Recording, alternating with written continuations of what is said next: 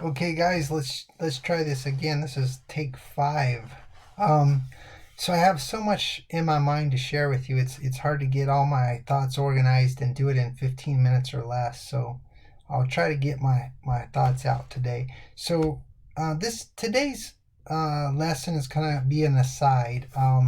I wanted to deal with a couple things that I kind of just felt was on my heart, and then we'll get back into the book and start chapter 1, which I'm really excited to do because the author uses scripture as his basis for making his claims. So, here's the idea: you present a theory that hasn't really been maybe thought about in some time, or maybe it's an original theory, or it's an idea that has not been widely accepted.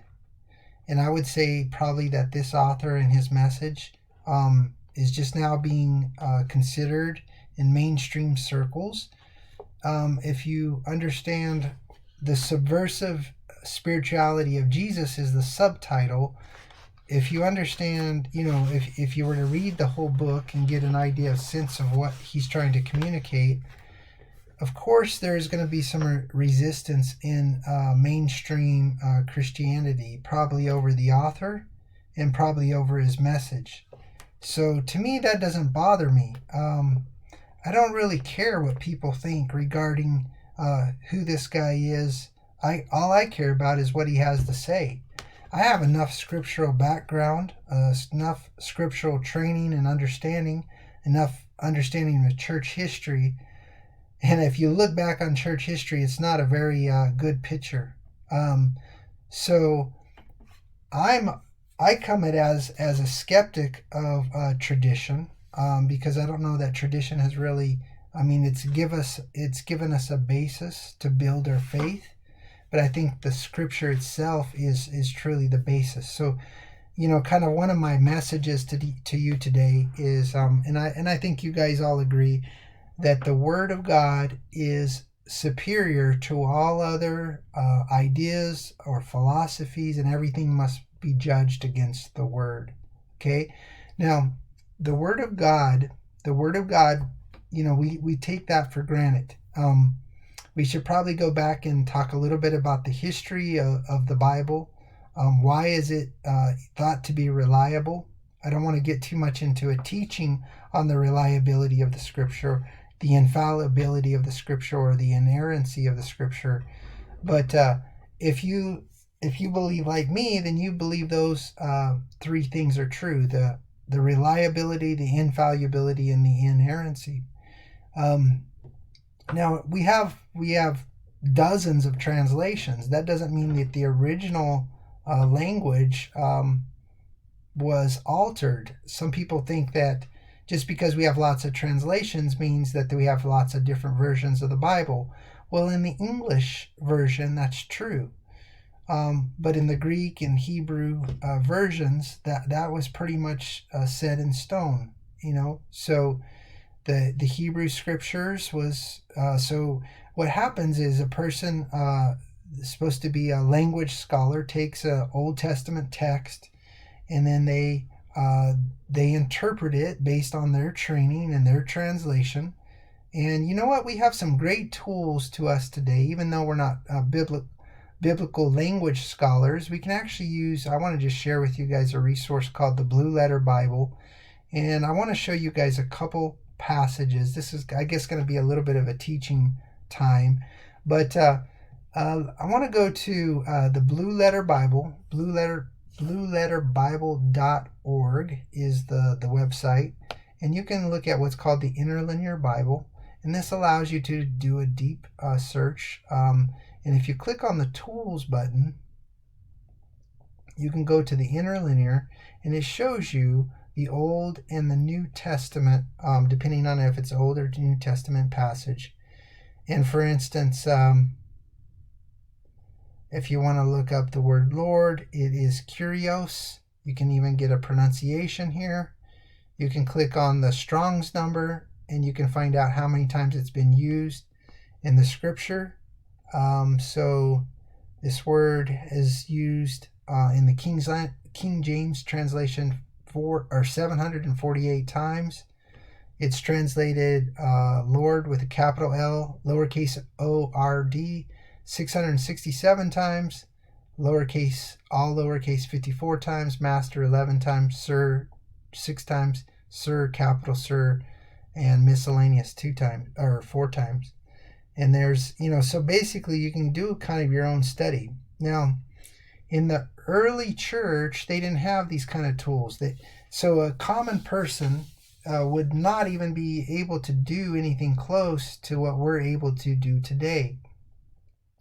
So I want to talk a little bit about how we come about getting our translations and put that in the context of how confident are we in the scripture that has been delivered to us. And this is all building up to, how do we know what truth is? That's the ultimate question. Because one man's opinion is just one man's opinion. But so I think there's kind of 3 criteria, and then I'm going to get back to why I believe the scripture to be true. I think there's 3 criteria by which to judge truth. This is just me. And you say, well, how do you know that what you have to say is true? I mean, right? Isn't that the irony of this question? So I believe that God's word is truth, and if you don't believe that, then we just differ from the start. And I'm gonna show you guys a passage. It's in John chapter 17, and I believe it's verse 17. And it says, sanctify them in the truth. Your word is truth. Your word is truth. As you have sent me into the world, I have sent them into the world. And for their sake I consecrate myself, that they also may be sanctified in truth. I do not ask for these only, but those who will believe in me through their word. And he goes on to say that they may be one, just as you Father, are in me, and I in you, that they may also be in us, so that the world may believe that you have sent me. But it's in this verse 17 that I want to draw your attention to. Sanctify them in the truth. Your word is truth. So the word here, we can actually use the study tools and see what word they have for word. And the word here is logos. Okay, so this is the same word that's in John chapter 1, verse 1. In the beginning was the Word was with God, and the Word was God. So Jesus was the Word of God. He was the spoken Word of God. The Word of God became flesh and dwelt among us. Okay, so the Son of God brought truth into the world, but the world didn't really receive the truth. Therefore, they rejected the truth. They crucified the Lord. They crucified the Lord Jesus because they couldn't basically handle the truth. Isn't it an irony? He came to his own, but his own didn't receive him. And you think about, why did the Jewish people, especially the leaders, reject Jesus? Well, for one, he had a subversive message. And that's kind of the argument that the author makes, is the subversive spirituality of Jesus. So if you're critical of this guy, and I don't know if any of you are, do your research, make your own judgment. If you don't like his message, or you don't like who he is, make your own judgment. It says that he's a teaching pastor of the Meeting House, a church for people who aren't into church in the greater Toronto area. So do your research. You don't have to believe them. Just take, the way I look at it is, you take each word for word, page by page, chapter by chapter, using the Holy Spirit as your guide, the scripture as your compass. You make your determination. For me, I've read 17 chapters, which I was about 3/4 of the way through. To me, I haven't had any issue whatsoever. If we were in conversation, which is the way I believe the church needs to be in conversation with each other, so that we can bounce ideas off of each other. This conversation, this format that I'm delivering today, is obviously a monologue, and that's not ideal. We need iron sharpening iron. We need We need to be able to bounce ideas off of each other. So once this COVID situation breaks loose and we're able to get back to normal life, I pray and hope that God is opening up doors of opportunity for more home fellowships, because I think that's where it's at. There's so many underutilized talents and gifts in the body of Christ right now that's just not being used. We have come to the place for some reason along the years to kind of just be content with going to church.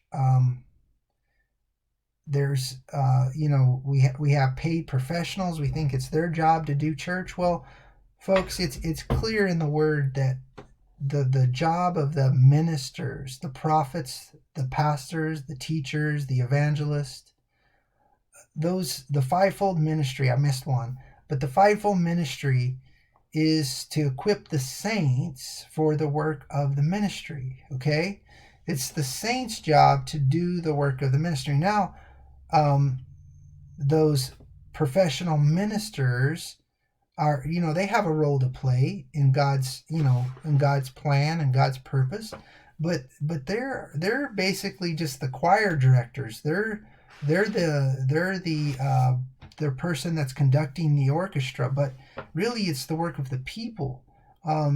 So it kind of, trying to get back to that idea of what was the early church like. Well, for about 200 years, my understanding is there wasn't this institutional religion.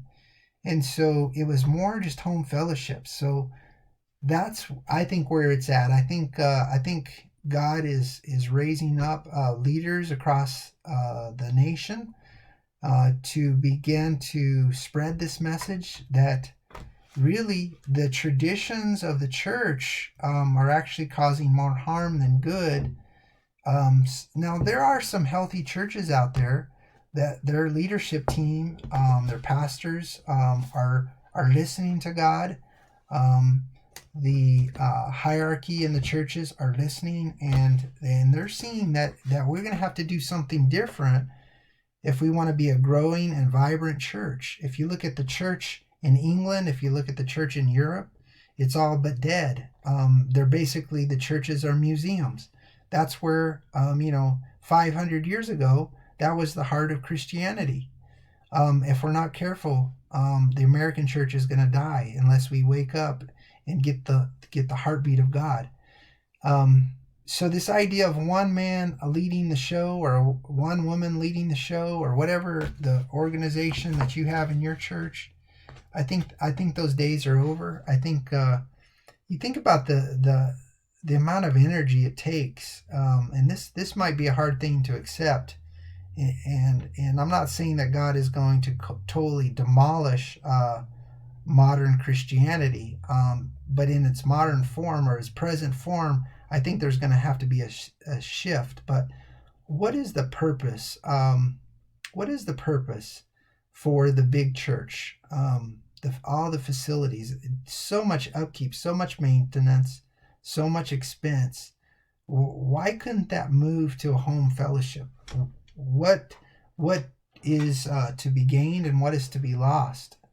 I would say you can pretty much have fellowship at home, right? Probably even better than you can in a large gathering. You can have teaching, but if